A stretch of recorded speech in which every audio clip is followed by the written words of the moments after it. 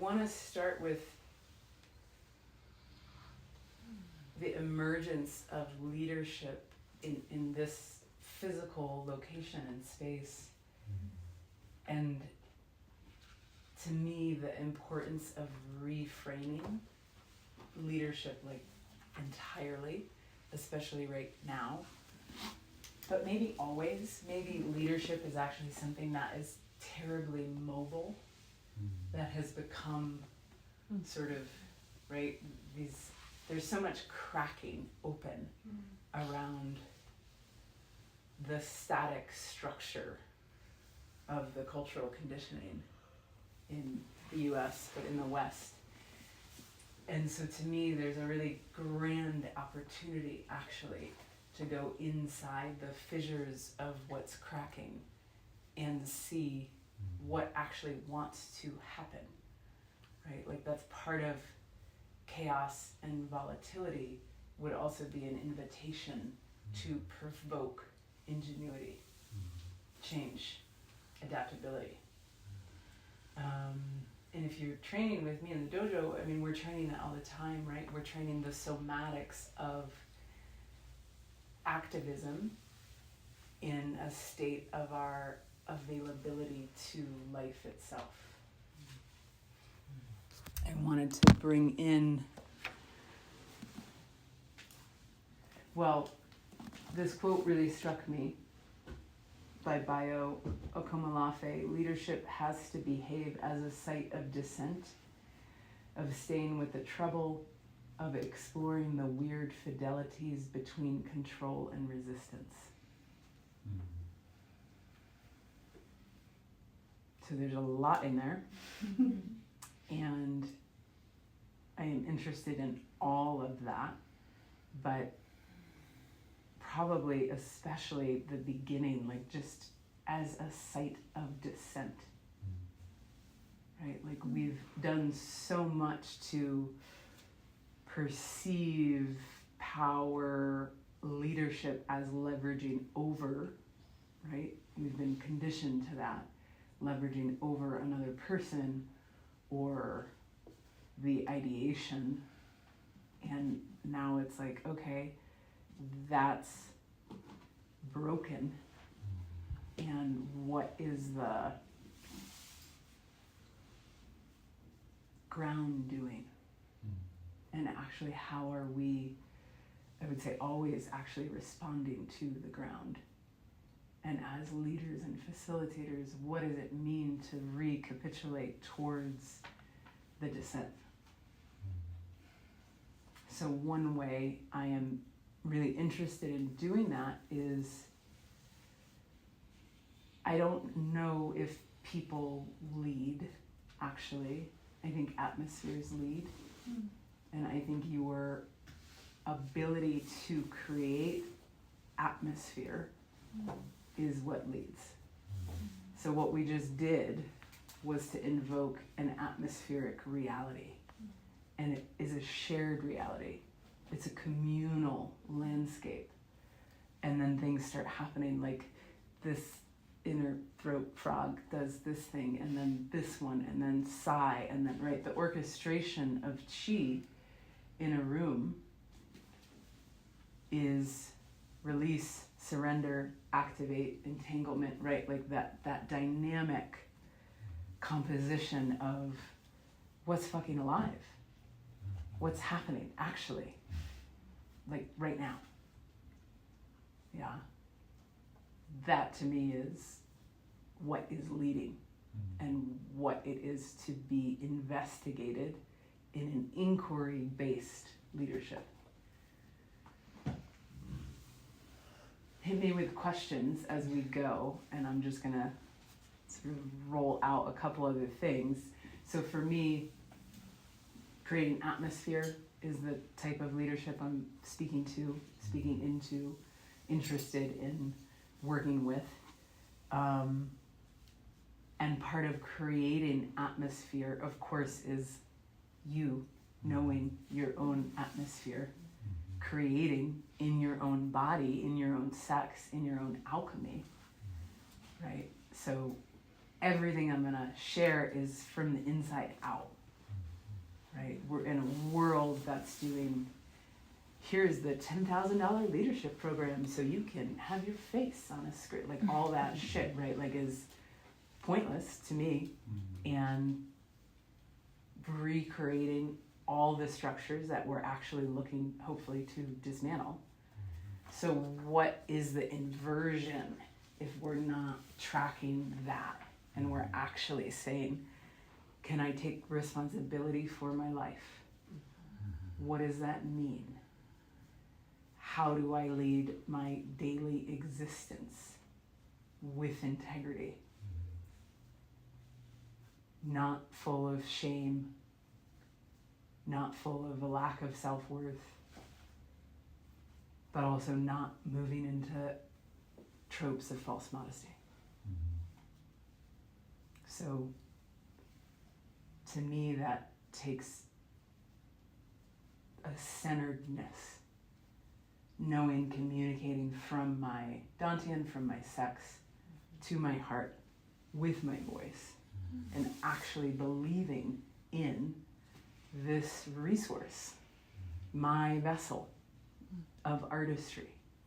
We all have the vessel of artistry. So the vessel of artistry is housed in your physical body. So to me, if we don't train and we just talk about this shit, there's no point. If I can't see it in your body, I don't believe it. And I'm not interested in it, actually. If I can't see it, if I can't feel it, if I can't know it by the tone of your voice. So I'm really interested in training into collected poise, integrated silence. You can hear people's integrated silence, right? It's like, oh, she ate silence, and it's with her. I've massaged people.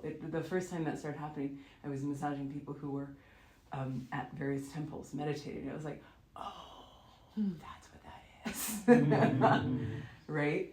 So we're all capable of, I believe, really grand levels of transmission. And part of the fuckery of our culture is to say only certain people, right? Only certain people are artists. Only certain people are capable of transmission. That's fucked. And puts such a ceiling on communal eros. And the true capacity for sovereignty, which to me, when we satisfy and fulfill a deep sovereign need, the ellipsis goes to communal eros, right? Like literally that is inside the structure of DNA, a double helix, your pelvis, your heart and your lungs, right? All of that has this double helix, yin and yang energy. And if we can actually satisfy, satiate, fulfill something deeply true, then it becomes generosity. Like it actually becomes generosity. I don't think it can do anything else. But how do we move towards that when there's so much conditioning around self-interest being self-absorption? Right? I would say your self-interest is sacred.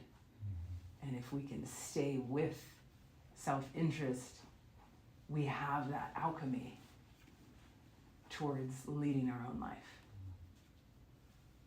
But if we're disassociated from the physical body, from the sex, from the voice, then there's this catch that happens of like, am I being seen in the right way? Right? You know, and the outside in, then we get in that swirl. There's just an eddy. It's just an eddy. It's like, fuck, okay. And then what takes you out? And what changes the rotational, the gravitational force where you are looking for your destiny in other people, because that's the reflection, right, that we have.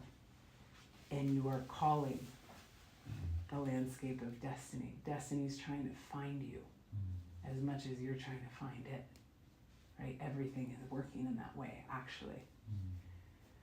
So that's a big aspect of leading my life, breaking myself open continuously with risk, with challenge, but also with surrender, gratitude. And what is, like, it's really interesting to me to think about what fulfillment ever looks like in the age of distraction. Because it's telling you can't. It doesn't matter what you do. Basically, right? It's just like, well, yeah, you never. There's a carrot, and it's in front of your face, and you will never touch it. Actually. Right. So what if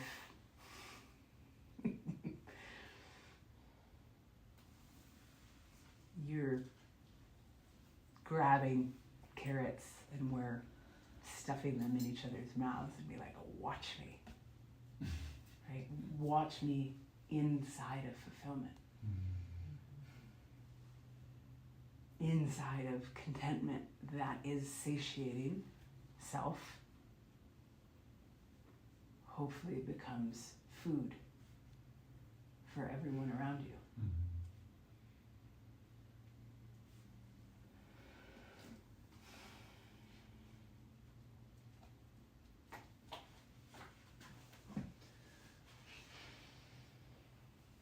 Yeah, I wonder if you could say a little more about collective poise, what that means to you.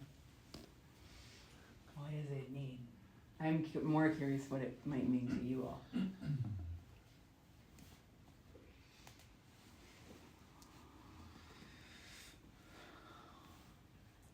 It feels surrealist. Like, I love that it just compared to the world we live in now, trying to imagine it, it feels like a Dali painting, like just in comparison to the cacophony of like, ooh, collective poise. But there's people who have it, right? I would say there's leaders right now who have it, to me. Yeah, this is personal, maybe. I agree, and Mayor of New York, I'm not good with names. I mean, that man has collected poise. To me, I'm like, yes, where are you going? I'm following you. Like, right, like that, collected, like the type of qualities I'm talking about are, you wouldn't even know why. I'm trying to identify why, because I'd like to teach this.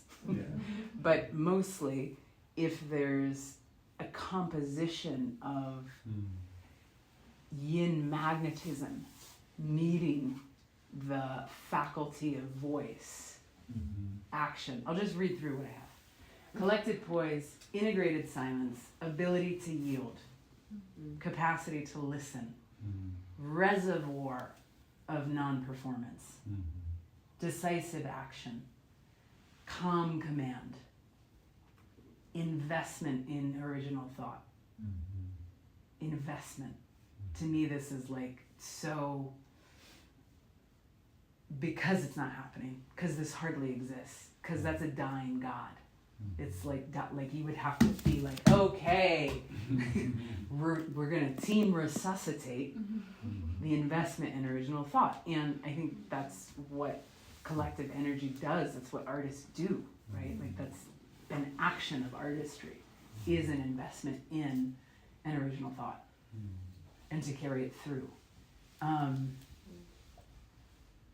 Receptivity of praise. Yeah, not receptivity of pleasing. Totally different. An ability to receive authentic praise. Mobilized integrity. I'm can you feel how I'm trying to get at the soma inside of the body that would be, right?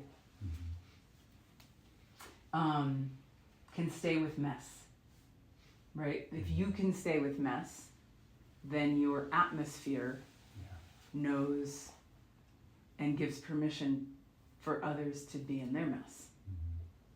If your shit's like, well, I mean, that's cool that other people have mess. I mean, I haven't actually ever, then what people will do is feel like, I want to be around Jay, but, right?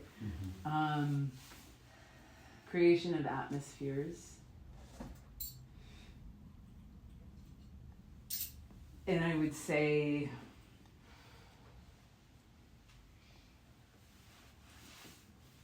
capacity to witness and not be a spectator.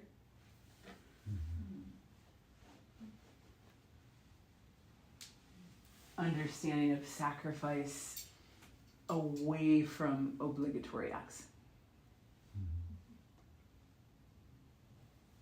Because if you are leading and doing things within an obligatory context, you will be asking others to do that. Right? Whatever thing you have in relationship to obligation is going to become the seeds you're planting in how people are perceiving how they should be approaching you, how they should be approaching your class, how they, whatever, it doesn't matter. Sacrifice is different, totally different energy.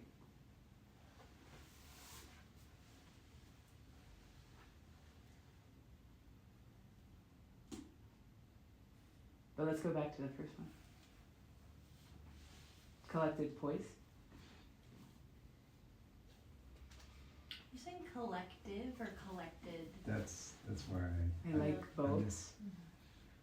I I'm saying collected. Oh, that's okay. fine. Oh. I was thinking collective. That's Yeah. what I was hearing too. Right, okay, Yeah. that's the painting. I was like, I'm not seeing the painting. Yeah.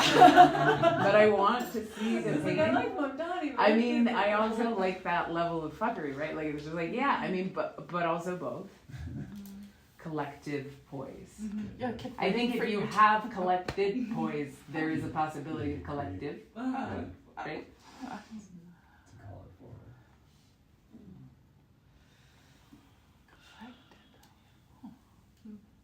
Let's keep moving and hashing.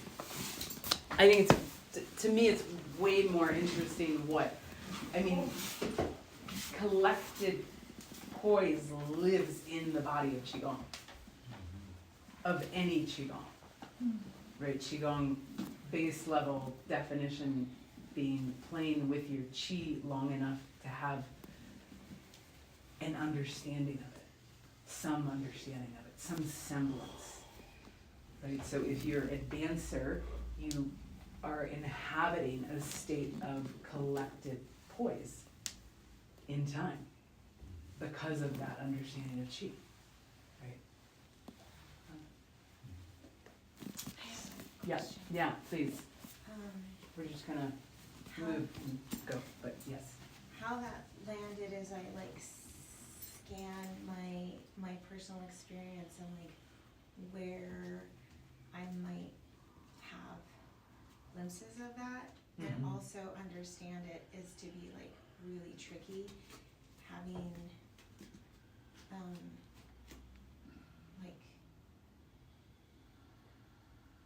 one of the places where I feel that is when I'm either at the altar for birth and death as a doula, and also as a mother.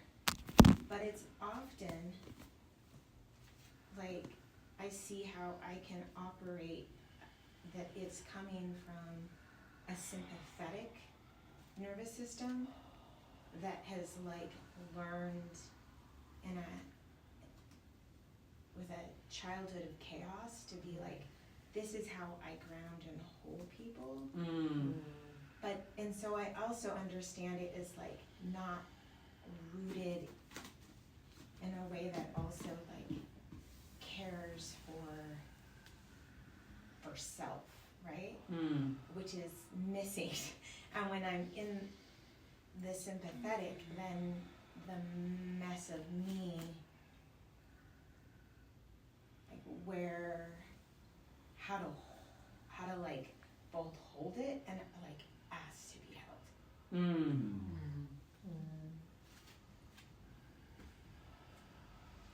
I pause just because I want to make sure. So keep moving or not.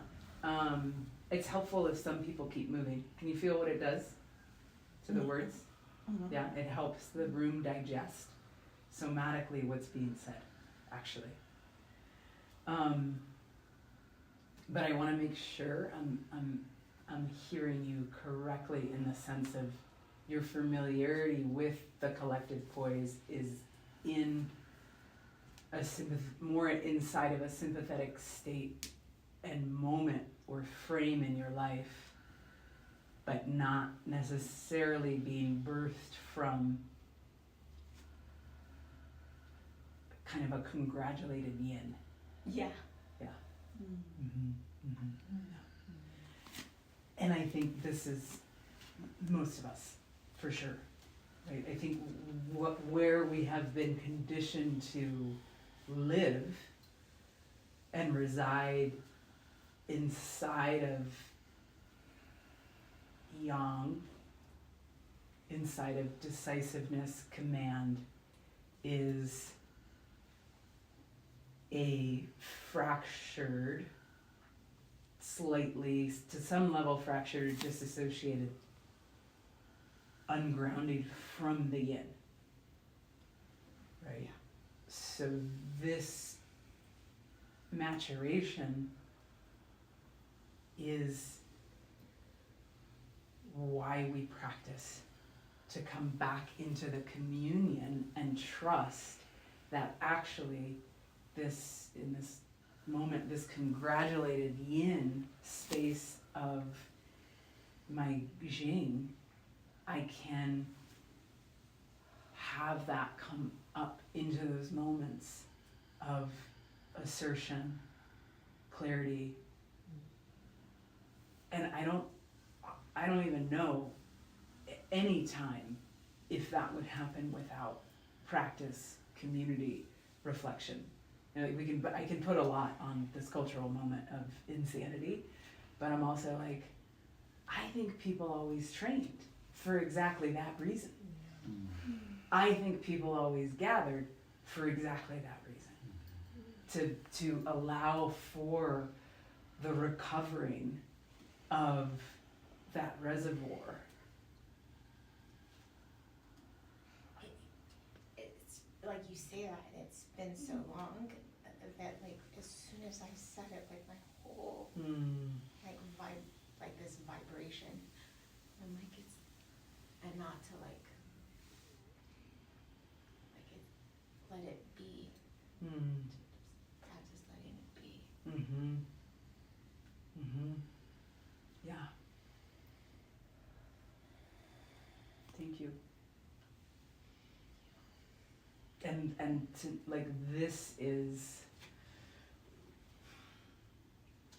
I think the change a lot of us might be looking for in relation to any aspect of our lives can maybe only happen through the intersection of community.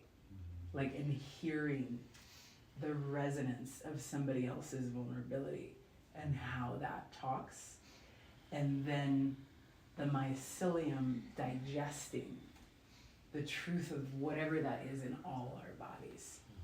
That's why I'm endeavoring to teach leadership, is because the field can lead us into territory that if we're only inside of this one-on-one sort of session dynamic, we don't get.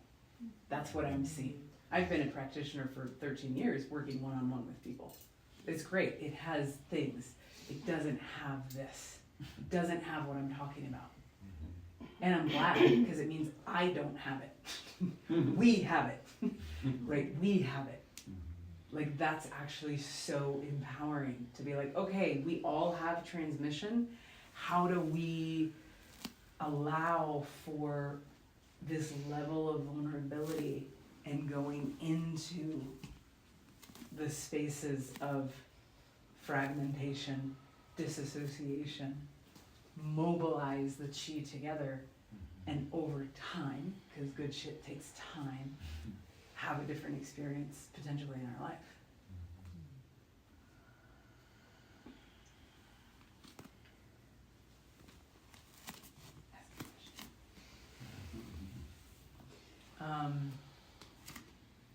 Let's come here.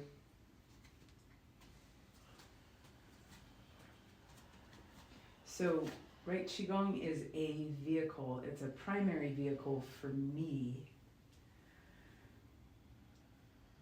And everybody in this room has, I know you all well enough to know you have a variety of vehicles that you actually are inside of a capacity of leading. It could be dance, painting, right? Tea. All of these things are vessels, conduits, where leadership and transmission might meet.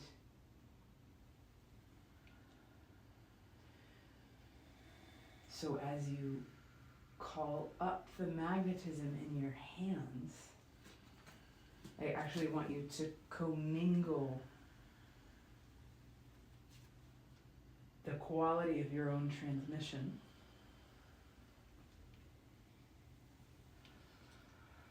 and the vehicles or instruments you have inside of your own reservoir, your own life. What a fucking gift, the things you have.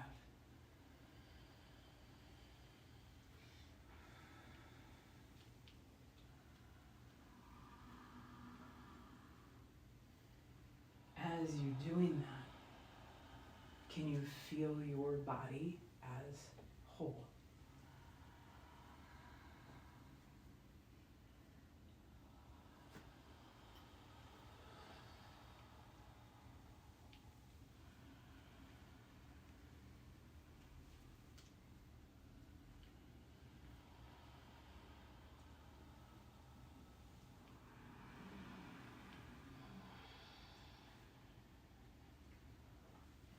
Take that wholeness in to your dantian.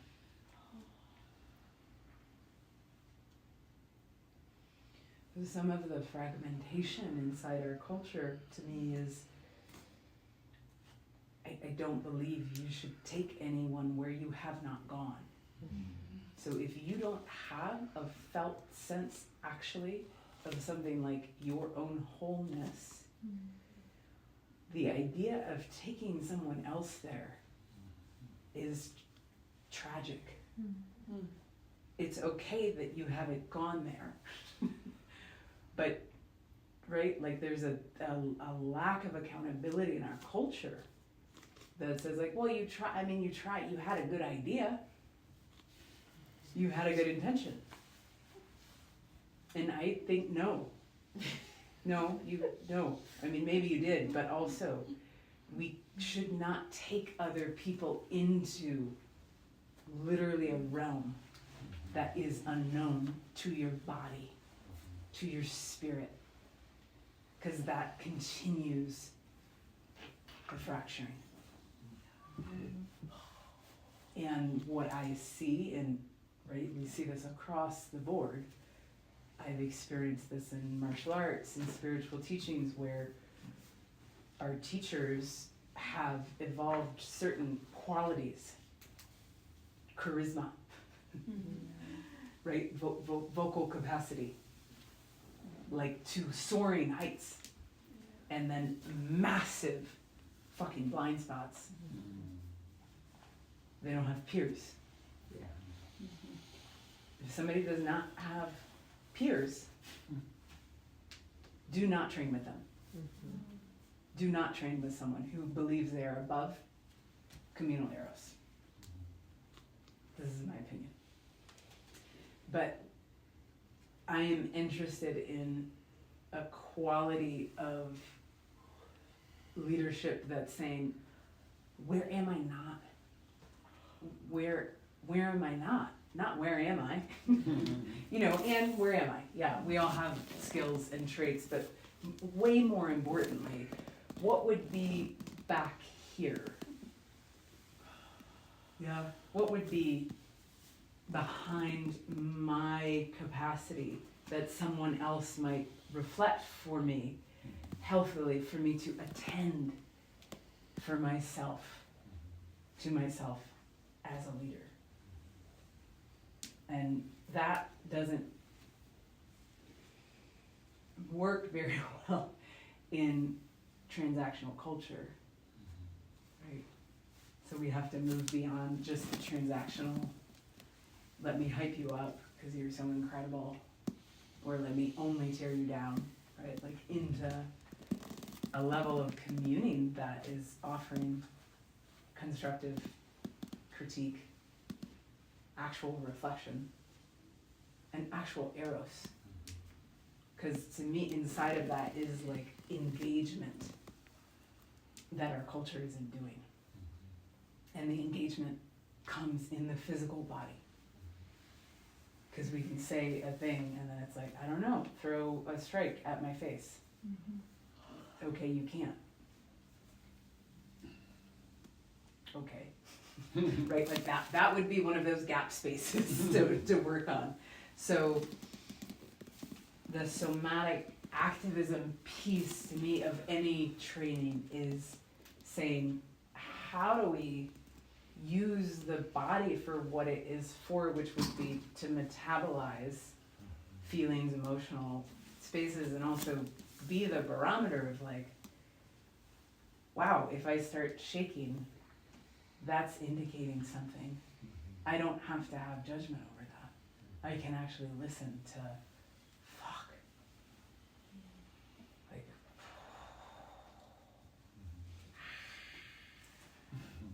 or, wow, something happened, I got some feedback, and now I've spent the last 30 hours on the Insta. I'm pretty sure it's just because it's Wednesday. That's what I do on Wednesday.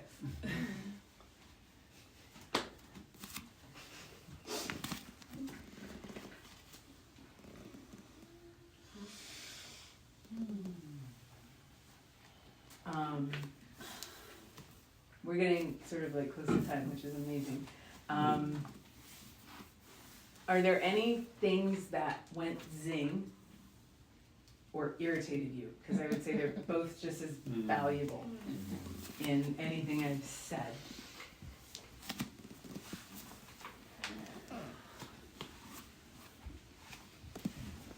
Or like another question around what the hell I'm talking about. Do you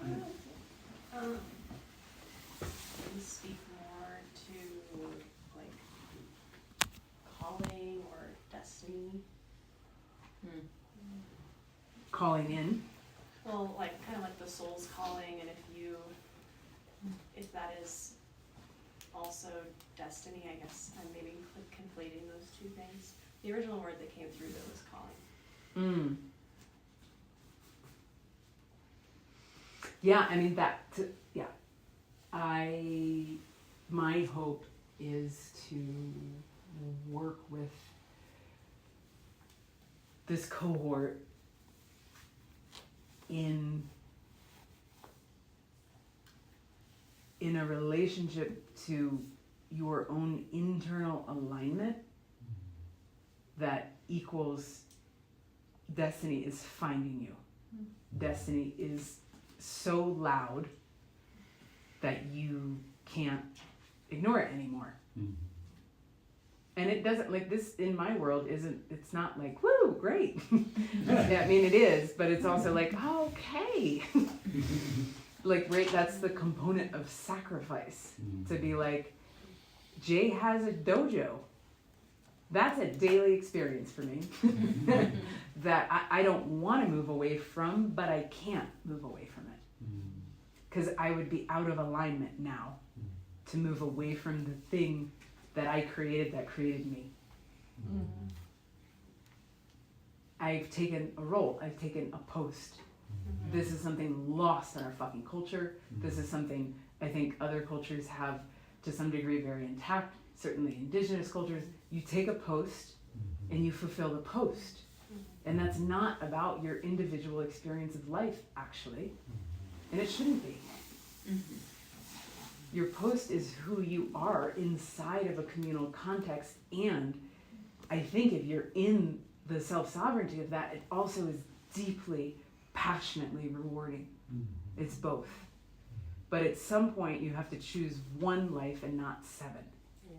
And that's fucking hard in this milieu of like, but I like the polka dot one today. I don't think that, I haven't seen that equal fulfillment. That wouldn't be fulfilling for me. You know, I don't know. And not to say we only have one role in life, right? But like, there's a post that's looking for you. Yeah, and that to me is the contractual agreement that you are writing and being written and trying to track, hopefully, the thing inside of that. And I think if we live in a state of inquiry, we know when we brush up against it, and the more the alignment comes, right? Different systems have different language. For me, heart, sex, voice aligned equals the Jing is coming into my mouth, and I can then know this is my next step. And they're fucking small. They're not big steps. Paul, my dear friend, and his partner came home, and I was like, oh, I want to give them sessions. That's such a small thing. It's not small. It's not small when something's correct and you know I'm making the right offering. And then you receive, like really quick, something else in your life does a thing because you've extended. Right? When you have a superabundance of chi, which is to me the only way we should be teaching or leading anything, you can't hold it and clamp down on it. That becomes pathology and disease. So power has to flourish, literally, physically in the body, and then do shit like try to do this talk. For me, a lot of limitation inside of my field of martial arts is people root in and they're like, I'm going to be sensei till I die. And it's like, you're just now slowly dying. That's what you're doing. And not really, it's not healthy. You know, it's like, I don't know. This could be like, next year I don't have a, like, I don't know. This is a chapter. I want to fulfill the chapter as best I can to my fullest capacity. And then it will change. That's all I can know. You know? Does that help, Sarah? Thank you. I had a question about the word leadership. And I'm curious if you have a similar struggle that I do with that word. I think in our cultural context, when I hear that word, I immediately am thinking about hierarchy. And I think the first time I heard the term servant leadership, I so resonated with it because of it adding a qualifier to say, I am here to serve others. This is not about me. It's never about me. It should sometimes be about you. I think. Just saying. Fair enough. But I hear you. Yeah. I mean, I think I hear in what you're sharing, and of course I resonate with it and all of it.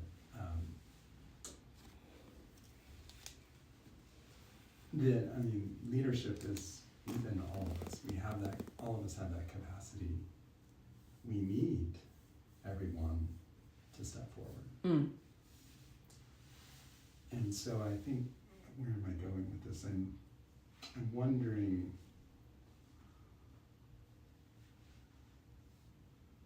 well, I guess again, I'm wondering if you have a similar struggle with that at times, because I think in there, what we are aiming for is to invite, I mean, all of us play a role in creating an atmosphere. In this moment, all of us, how we are showing up, are defining the atmosphere in this room. And so, I'm wondering, I'm just reflecting on how we call that out.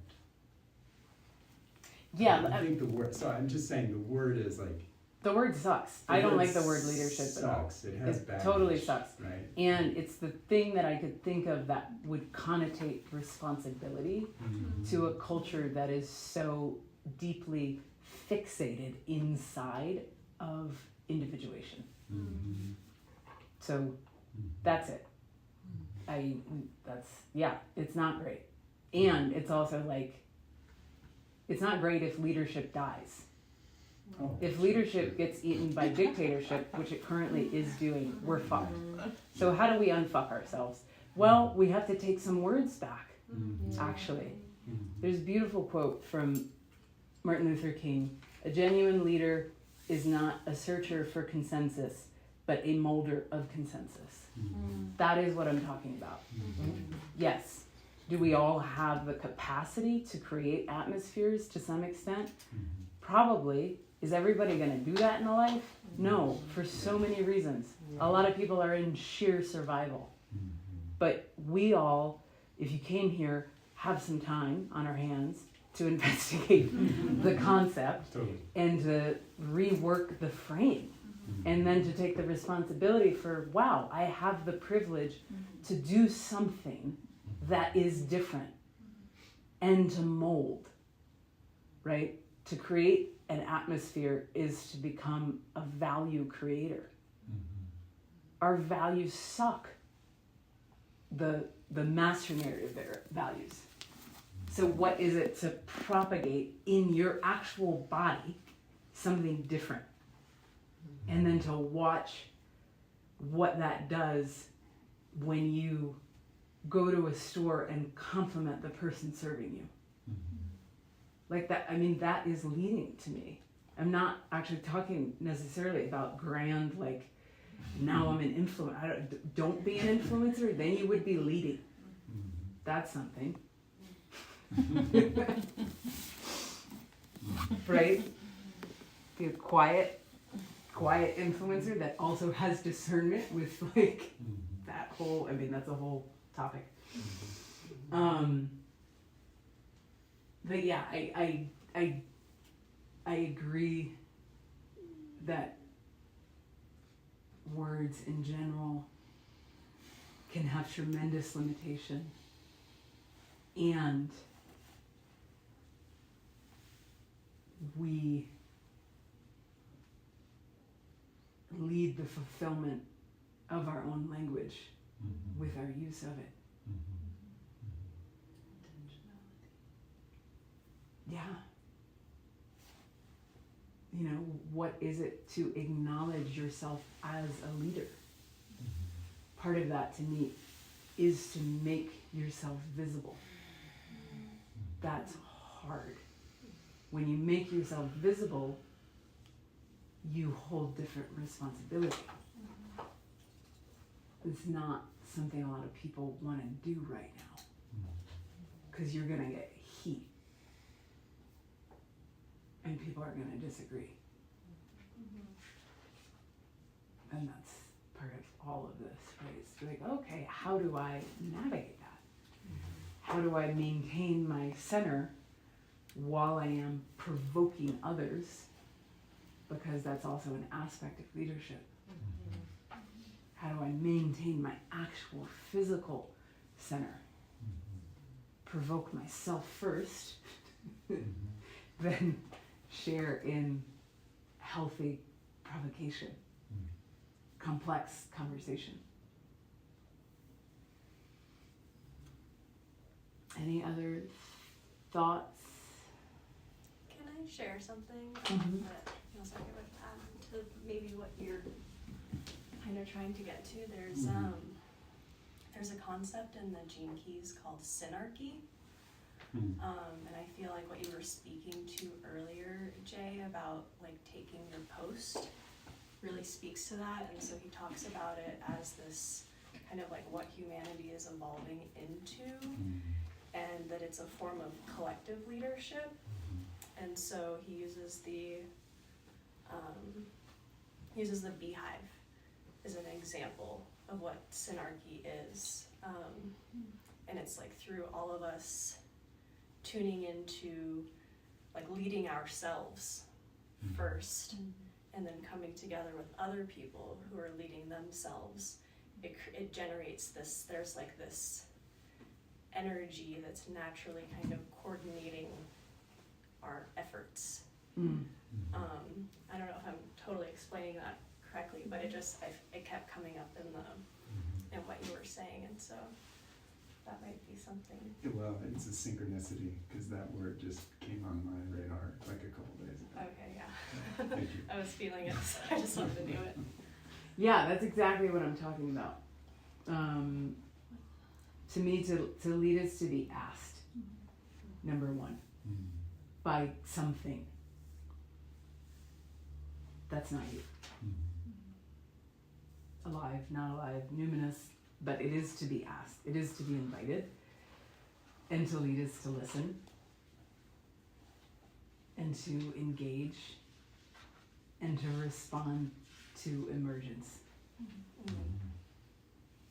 So yeah, I think that's all right. Like, and what is a life that is calibrated and available to those forces? Listening, attuning, what's being asked of me in any situation or context, what's emerging from my own constellation, my own hive, what's emerging, what's full and what's empty, what's already happening that I don't need to necessarily add to, what is lacking, right? Like all of those are fundamental principles of Taoism, where you're just like, oh, okay, that's all right, but there's not that, okay. And it's alchemy.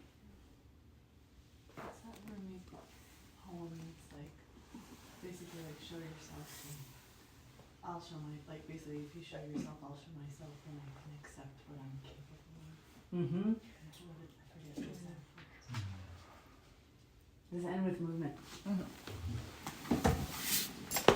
Thank you all so much for coming and grappling, which is a love of mine.